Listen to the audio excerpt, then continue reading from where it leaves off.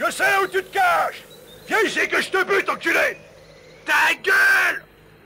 Viens ici, sale enculé! Salaud! Et oui, vous ne vous attendiez peut-être pas à un extrait comme ça de ma part, mais aujourd'hui on va parler nanar et puis on va essayer de réfléchir ensemble sur cette forme de cinéma. Le nanar, il existe depuis toujours et il forme à lui seul tout un univers cinématographique dans lequel il est très intéressant de se plonger pour comprendre un peu plus les rouages du 7e art. Comme vous le voyez, ce siège est vide, donc Benjamin, je t'en prie. Salut Sophie. Salut! Donc Benjamin est journaliste et aussi fondateur du webzine Focus qui est sur la pop culture et l'actualité. J'ai voulu aller à la rencontre des équipes de Nanarland. J'ai proposé à Sophie de m'accompagner pour qu'on puisse tourner une vidéo autour de ce sujet-là. Et on a été rencontrer des spécialistes qui sont capables de nous recontextualiser aussi l'histoire du nanar dans le cinéma. Est-ce que tu peux me dire un peu ce que c'est un nanar? Dans un nanar, il y a une sorte de tendresse, en fait. C'est surtout comme ça que le définissent aussi les amateurs de nanar, c'est-à-dire que c'est un film qui est nul, mais dont on rit parce qu'on a une sorte de tendresse pour le réalisateur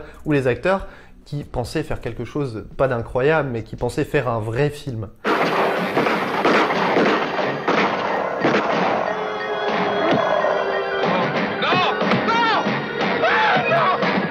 On a posé plusieurs questions à l'équipe de Nanarland. Pourquoi on en regarde? Quel intérêt ça peut avoir? Et la première question qu'on avait, c'était comment on tombe dans le nanar? Parce que ça n'a pas été notre cas. En fait, on en vient à s'intéresser au nanar en général quand on s'intéresse au cinéma. On s'intéresse au cinéma, on s'intéresse aux bons films, et puis on s'intéresse aussi aux curiosités, aux films un peu plus obscurs, et puis petit à petit, on s'intéresse aussi aux accidents. Venant de villes où les cinémas ne passaient pas autant de films que je l'aurais souhaité, la seule façon de voir des films, c'était aller au vidéoclub. Voir les nouveautés que tu ratais, mais aussi tous ces films qui ne sont jamais passés au cinéma et qui étaient du coup distribués sous forme de cassettes à la location, donc on parle de VHS, parfois avec des jaquettes complètement dingues, des pitchs complètement hallucinés et des histoires rocambolesques. Et à partir de là, en me forgeant une certaine cinéphilie, je me suis rendu compte qu'il y avait des films qui étaient différents des autres, sur le propos, sur les effets spéciaux, mais aussi sur la qualité. Ce qui est drôle, en fait, c'est qu'aujourd'hui, c'est la même logique que dans les années 80 dans les vidéoclubs, c'est la même logique que dans les cinémas dans les années 70. Faut remplir quoi, faut remplir les tuyaux. Il y a des écrans à l'époque, il y avait des rayonnages de VHS après. Aujourd'hui, il y a des tuyaux, bah faut les remplir. Donc on a des chefs-d'œuvre, des films un peu moyens, et puis après, on prend des films qui vont faire un peu illusion, au moins en miniature sur les jaquettes. Et là, il y a des trucs potentiellement intéressants.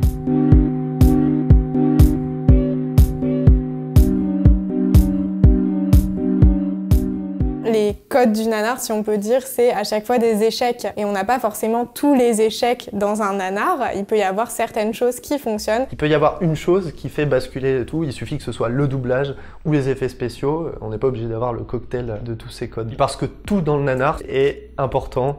La musique, les acteurs, le doublage, les jaquettes de DVD qui sont emblématiques parce qu'elles sont toujours surchargées, parce qu'il faut vendre le nanar. Et c'est surtout aussi des punchlines, des doublages tellement pourris en version française. Le nanar, c'est quelque chose qu'il faut entendre en version française parce que c'est mythique. Tu vois le duc, moi aussi je peux faire un détour pour te donner du feu. Et puis surtout, je voulais te faire remarquer que c'est toujours les bons qui gagnent. Même dans les années 80. Il y a aussi beaucoup d'effets spéciaux qui sont complètement pourris, ratés, de la pâte à modeler pour faire des créatures, du ketchup pour le sang. Et en général, il y a peut-être un cliché qui ressort, c'est que vous allez peut-être plus penser à du film d'horreur, de la science-fiction, de l'action, mais peut-être pas à de la comédie musicale. Et ça, c'est un des premiers clichés à déconstruire. Le nanar regroupe tous les genres. Ce qui est bien avec le nanar en plus, moi, ce que j'aime beaucoup, c'est que c'est transversal. Il n'y a pas une catégorie nanar. Le nanar s'attaque aussi bien les films d'horreur que les films policiers, que les comédies, que l'érotisme, que les films d'aventure, que les films sentimentaux.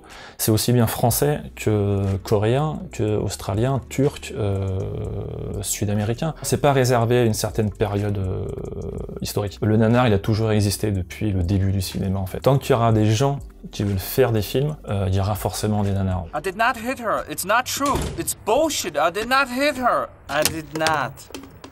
Oh, hi, Mark.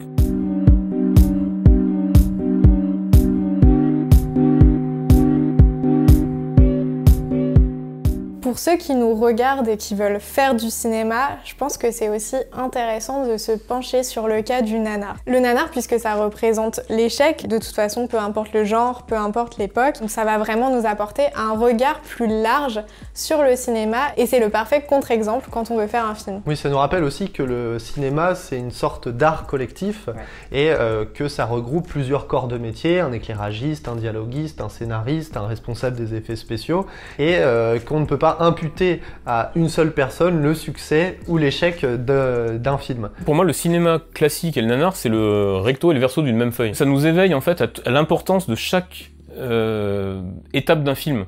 Et donc voir en fait finalement le plus mauvais nous fait apprécier tout ce qu'il y a au-dessus en fait, en disant ah oui, d'accord, en fait c'est pas si simple quoi. Et en fait à tous les niveaux, le cinéma c'est quelque chose de compliqué, les gens ils bataillent en fait pour faire des films. Et le nanar, je trouve qu'il nous éclaire un peu sur la difficulté à tous les niveaux d'être bon quoi. Et à tel point on finit même par avoir une vraie admiration pour les gens qui font des nanars, parce qu'on se dit mais les mecs c'est des Don Quichotte quoi. Le nanar c'est une sorte de culture de l'échec, mais on a aussi des contre-exemples. Il y a des passerelles entre le nanar et les films qui sont réussis, et souvent ça tient à de grands acteurs ou des gens qui sont capables de faire des vraies performances. On pense aussi à des George Clooney qui ont commencé leur carrière dans des films qui sont complètement nuls, qui sont des nanars. Dans L'attaque des tomates tueuses, bon voilà, il a fait d'autres choses depuis et des choses largement meilleures.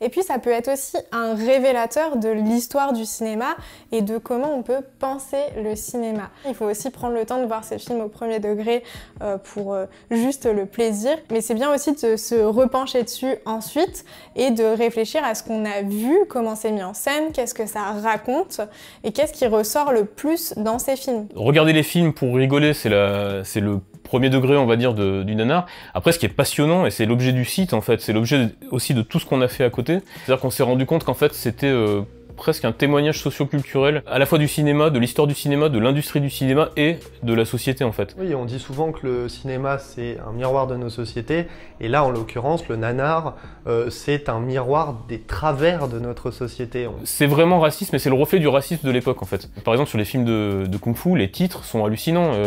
Nous, il y en a Real Ball, il faut battre le chinois tant qu'il est chaud, Chin Tok Karaté, enfin, c'est des trucs, c'est hallucinant, quoi. Et en fait, c'est tellement hallucinant, et c'est tellement le reflet presque naïf d'une époque qui était comme ça, qu'on choisit d'en rire, mais en étant conscient quand même que voilà, c'est des vraies dérives. Dink, meet Felix Leiter. Hello. Felix, say hello to Dink. Hi, Dink.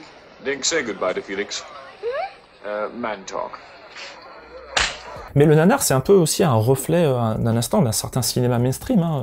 Il a rien inventé. La femme objet, tu peux déjà limite en parler dans certains James Bond. Tu peux en parler dans beaucoup de films d'action. Tu peux, enfin, il y a combien de, même aujourd'hui, tu vois encore des acteurs de 50, 60 balais dans des films, dans des blockbusters, qui se tapent des femmes de 25-30 ans, quoi. Ça pose problème à personne. Donc voilà, on comprend que le nanar, ça peut nous apporter beaucoup de choses, déjà à comprendre comment faire un film, quelle thématique était abordée à quelle époque ou quel type de film était attractif, mais ça peut aussi, si on fouille encore plus, nous apporter des connaissances sur le cinéma national. C'était très drôle, c'est que pendant un moment, forcément, on a pioché un petit peu sur ce qui nous était le plus proche, donc les films de vidéoclub, les films des années 80, italiens, voilà, les sous Mad Max, les sous Rambo, les sous Terminator, on avait des films de Hong Kong avec des ninjas. Puis au bout d'un moment, on s'est dit, bon, on a fait le tour, quoi, voilà. Et puis là, pan, on tombe sur quoi? Bah, les films turcs, donc Cüneyt Arkın, donc alors des Star Wars turcs, des Batman turcs, des Frankenstein turcs. Donc quand on est tombé là-dessus, ça a ouvert un pan du cinéma complètement dingue. Une fois qu'on a vu un peu que réservait le cinéma turc, qu'on a fait un peu le tour, bon, on s'est dit, bah voilà, on a terminé. Bah là, non, on tombe sur les films de super-héros philippins. Après, on est retombé sur une fange un peu spéciale de films indiens, des films très politisés, complètement what the fuck. Là, on voit qu'en Afrique, ils commencent à faire des films un petit peu, voilà, qui nous intéressent. Et puis, il y a tous les Santos en Amérique du Sud, enfin en Amérique centrale. Bref, c'est universel, ça touche toutes les strates. Chaque pays, en fait, a son propre contexte socio-culturel, même si forcément il y a des grosses influences comme les États-Unis qui vont avoir une grosse place au cinéma dans bon nombre de pays. Il reste que chaque pays doit avoir son cinéma national et les personnes, les spectateurs, doivent pouvoir s'identifier au film. Aller chercher le Star Wars turc, ça nous en apprend aussi sur le cinéma de l'époque, pourquoi ils produisaient leurs propres films, pourquoi il y a ce besoin typiquement voilà en Turquie ou en Italie d'avoir un cinéma national en fait qui va raconter des choses avec des éléments de culture pop en fait du pays. Le Star Wars il va offrir en fait un Star Wars à des gens qui habitent dans des villages reculés dans leur langue, avec des éléments qui leur parlent, etc., avec des éléments culturels que nous on comprend pas forcément. Ça peut être considéré comme un vrai objet d'étude en fait, et c'est un peu ce qu'on se rend compte, enfin je trouve que c'est un peu un truc de notre époque aussi. C'est des choses qui étaient considérées comme vraiment impures pendant des années, puis qu'on commence à considérer comme des objets pop en se disant que la pop dit plein de choses en fait, et en ça en fait c'est tellement important, ne serait-ce que par le volume en fait. Il y en a eu des milliers de films, et c'est des films qui, par exemple, il y a des films des années 80, on avait fait un truc sur un film qui s'appelle Samurai Cop, qui est hyper drôle en fait, qui surfe sur le succès à l'époque de L'Arme Fatale ou des choses comme ça. On avait rencontré l'acteur qui nous expliquait que dans le film c'était sa voiture, c'était ses vêtements, c'était la maison. Donc en fait c'est presque aussi des témoignages d'une époque aussi qui sont...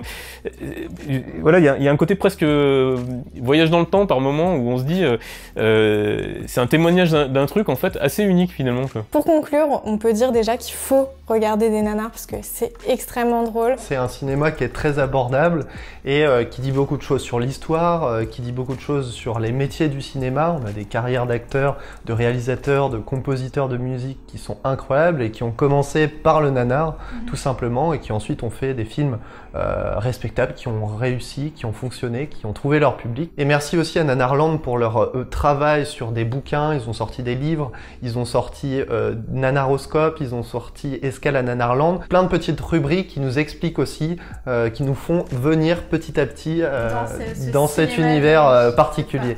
Et voilà, cette vidéo prend fin, donc j'espère qu'elle vous a plu. C'est la première fois à la fois que je réalisais des entretiens pour les inclure dans une vidéo, et puis aussi que je faisais une vidéo en collaboration. Merci encore à Nanarland de nous avoir accueillis et d'avoir répondu à toutes nos questions sur le nanar. Si cette niche cinématographique a un petit peu attisé votre curiosité, je vous conseille vraiment d'aller faire un tour sur leur site qui est véritablement une encyclopédie du cinéma de nanar. Et pensez aussi à aller voir la vidéo de Benjamin à laquelle je participe sur le nanar d'horreur. En attendant, n'oubliez pas de commenter, c'est très important pour me dire si ce type de vidéo vous a plu, si vous en voulez d'autres avec des entretiens de professionnels du cinéma et de passionnés du cinéma. N'oubliez pas bien sûr de lâcher votre petit like, c'est le meilleur encouragement pour faire ce genre de vidéos qui prennent quand même beaucoup de temps.